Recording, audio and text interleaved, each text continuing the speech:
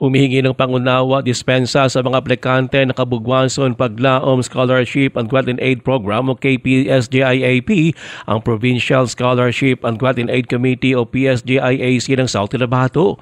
Kasunod ito ng pagpapawalang bisa nila sa resulta ng qualifying exam para sa KPSDIAP na ginawa nitong Hunyo 14 at 15.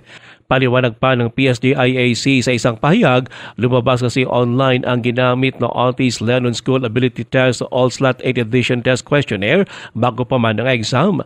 Ang pagbawi sa resulta ng nasabing scholarship program matapos ang investigasyon ay kinumpirma naman ng South Cotabato Scholarship Council o SCSC. Ayon pa sa SCSC, kailangan itong gawin para mapanatili ang integridad ng KPSDIAP at matiyak na maging patas sa lahat ng mga aplikante. Dahil dito magkakaroon muli ng qualifying exam sa Hulyo 5 at 6.